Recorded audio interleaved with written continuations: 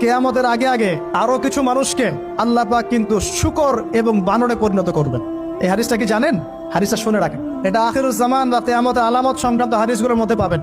আল্লাহ রাসূল সাল্লাল্লাহু আলাইহি ওয়াসাল্লাম বলেছেন, কিয়ামতের আগে আগে আমার উম্মতের মধ্যে, ভালো করে শোনেন, কিয়ামতের আগে আগে আমার উম্মতের মধ্যে একদল মানুষ বের হবে যারা মদ পানকে হালাল মনে করবে। কাকে? মদ পান করাকে হালাল মনে করবে। যারা বাদ্যযন্ত্র, গায়িকা, নায়িকা এগুলো নিয়ে নর্তকী নাচাবে রাতের বেলা, এগুলোকে হালাল মনে করবে। যারা অশ্লীলতা, বেহায়াপনাকে জায়েজ করে নিবে, ঠিক আছে, এরকম কয়েকটা পাপের কথা বলে নবীজি বলছেন একদিন সকালবেলা আল্লাহ পাক তাদেরকে ঘৃণিত বানরে পরিণত করবে। এটা হবে সামনে, কখন কিভাবে হবে আল্লাহ ভালো জানেন। এবার আমি কনসেপ্টে চলে আসি।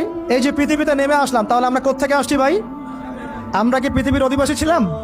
আমরা জান্নাতে ছিলাম, ওখান থেকে আল্লাহ পাক পাঠিয়েছে। এবার পৃথিবীতে এসে আদম আলাইহিস সালামের যুগে খুব একটা দুর্ঘটনা ঘটে নাই, একটা ঘটেছে। কয়টা?